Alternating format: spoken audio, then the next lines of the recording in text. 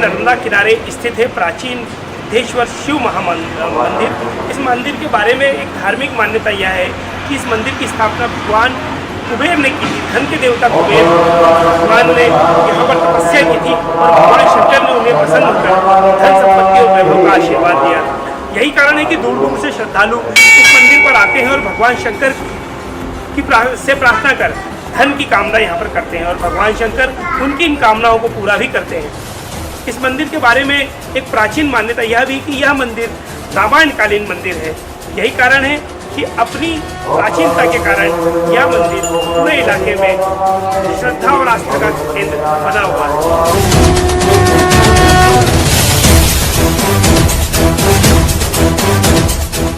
भगवान कुबेर ने इस स्थान पर तपस्या कर अपनी खोई हुई धन संपदा वापस अर्जित की थी। इस मंदिर में दूर दूर से श्रद्धालु आते हैं और अपनी मनोकामना पूरी करते हैं। अन्य देवस्थान की तरह इस मंदिर का निर्माण आयताकार या गोलाई में नहीं किया गया है, बल्कि एक कछुए के आकार में बना है ये भगवान रिद्धनाथ शिव मंदिर।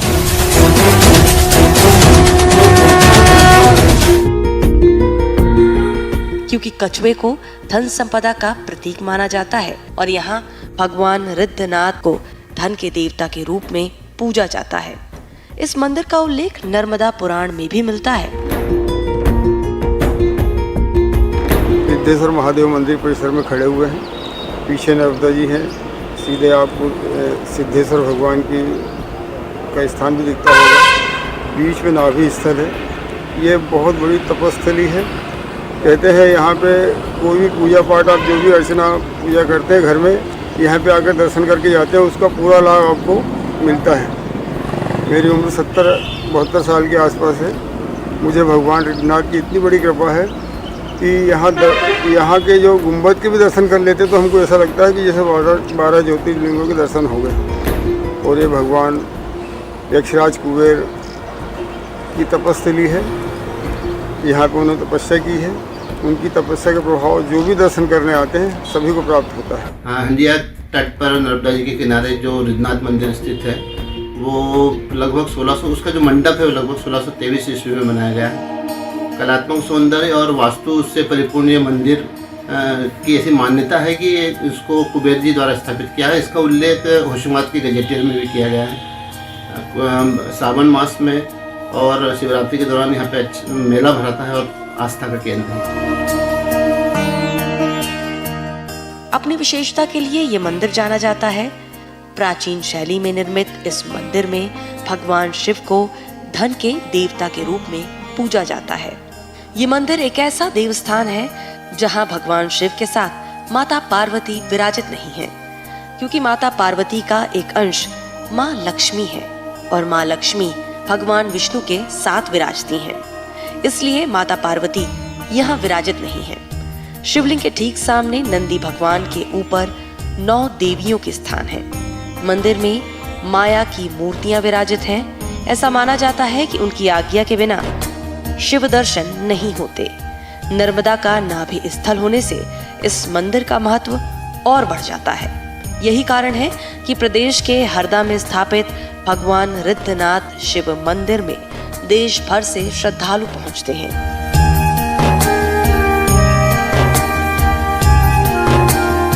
ये जो मंदिर है भगवान श्री शंकर जी का, भोलेनाथ जी का, ये सिद्धेश्वर मंदिर है और उस पार सिद्धनाथ मंदिर है।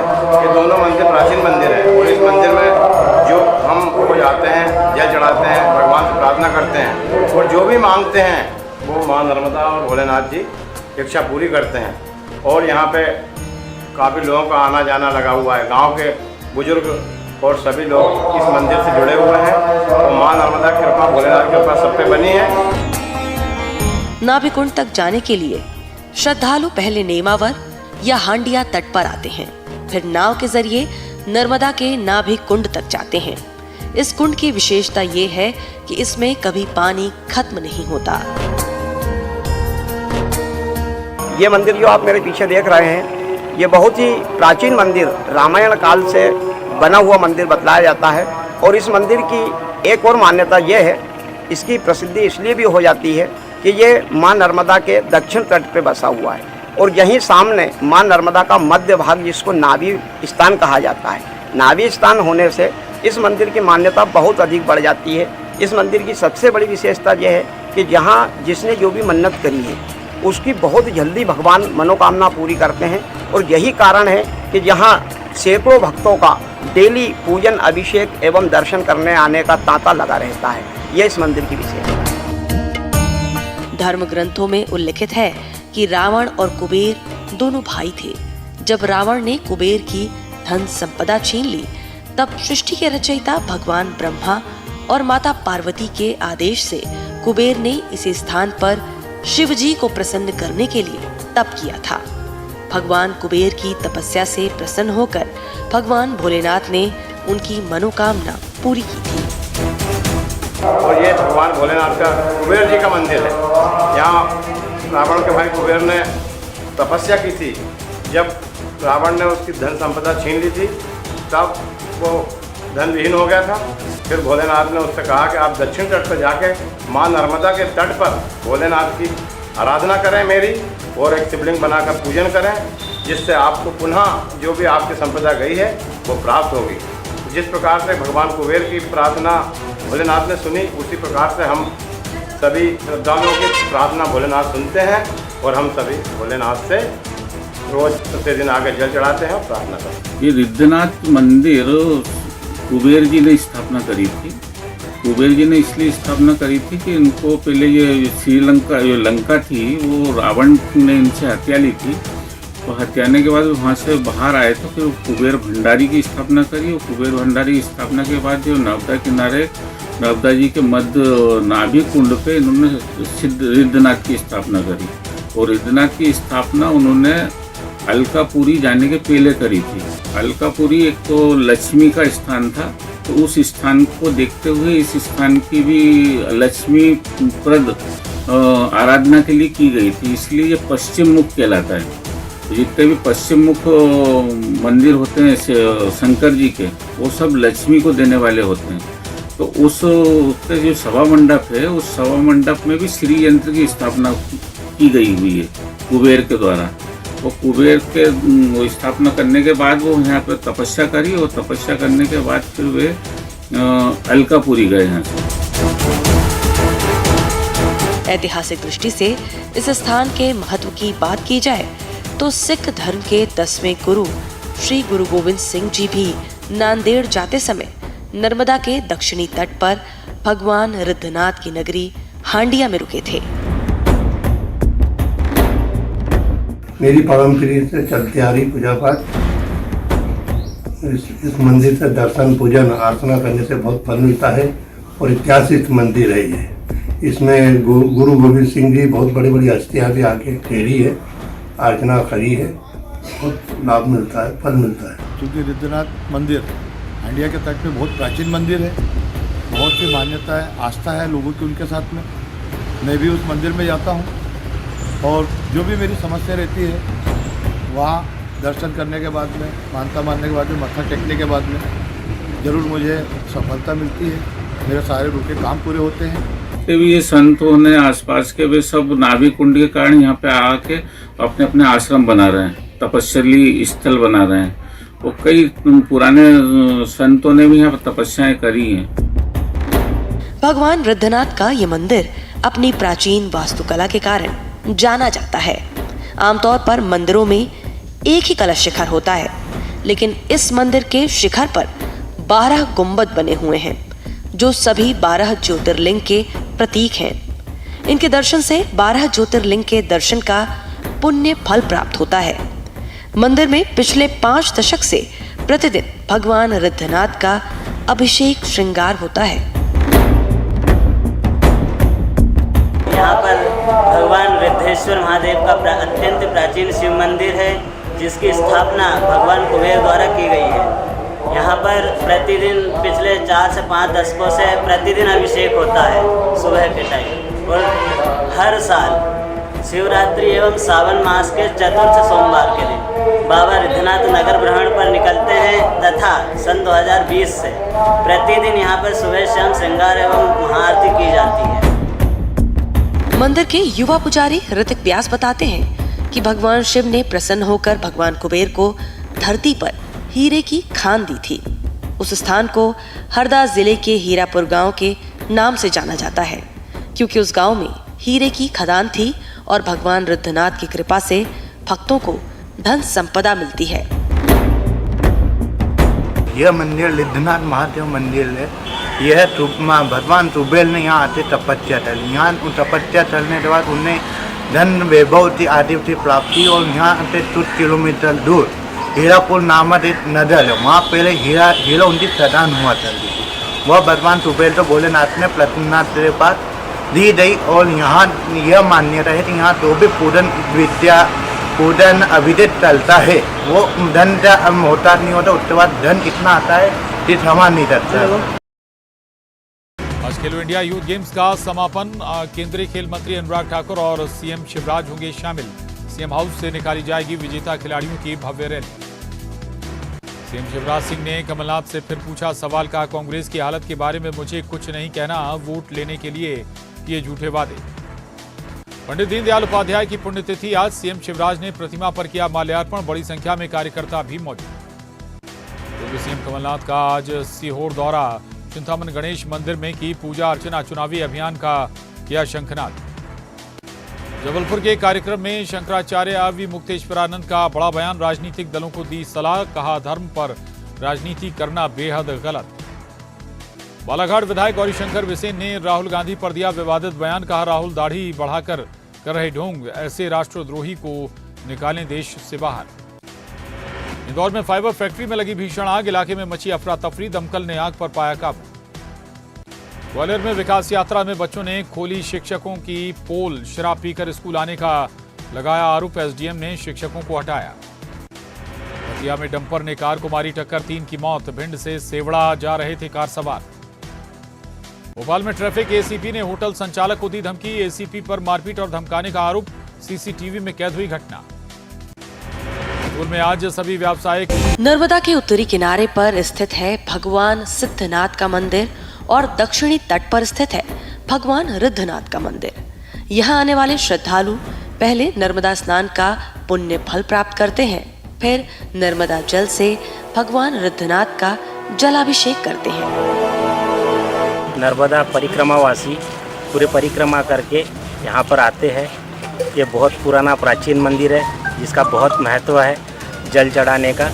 तो पूरे परिक्रमावासी यहाँ आके ये भोजन वगैरह बनाते हैं, यहाँ से जल चढ़ाते हैं और यहाँ से परिक्रमा फिर शुरू करते हैं। मैं हमेशा नेमावर के रिद्ध घाट पर महादेव भगवान का जो मंदिर है वहाँ आती रहती हूँ, और वहाँ ये बहुत प्राचीन और सिद्ध मंदिर है। यहाँ पे आप जो भी मनोकामना मांगते हैं वो पूरी होती है।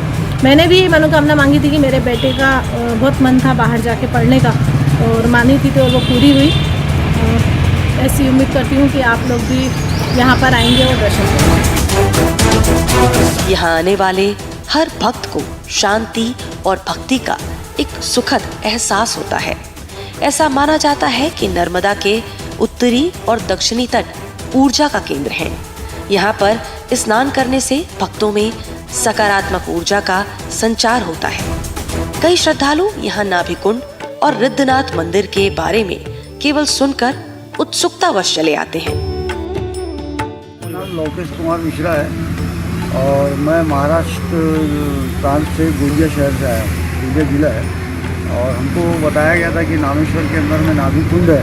उस कुंड के अंदर में भगवान शंकर की मूर्ति है। गर्भगृह में सिद्धेश्वर भगवान शंकर की मूर्ति है, और वहाँ पे जो नहाने से सब दुख दर्द संकट जो है बॉडी के अंदर में या और भी जो कुछ लगा हुआ या कुछ किसी प्रकार की वो तमन्नाएँ सब पूरी होती है, और भगवान शंकर जो है सबका दुख दर्द हर देते हैं। इसलिए हम यहाँ नहाने के लिए पहुँचे हैं और आज भी वहाँ स्नान किए हैं, और रोज़ शाम को गर्भगृह में आके हम पूजा करते हैं। मैं इस मंदिर में अभी दर्शन करने के लिए आया हूँ, और यहाँ बड़ा अच्छा रमणीक लगता है। अच्छी जगह है, सुंदर जगह है, और अच्छे शिवलिंग 12 ज्योतिर्लिंग जैसे इनकी भी मान्यता है नर्मदा के किनारे। नर्मदा जी का जो नाभि कुंड है बहुत रहस्यमय स्थान है। यहाँ पे नर्मदा जी के मध्य में नाभि होने के कारण ये यहाँ पे उत्सर्जन होता है।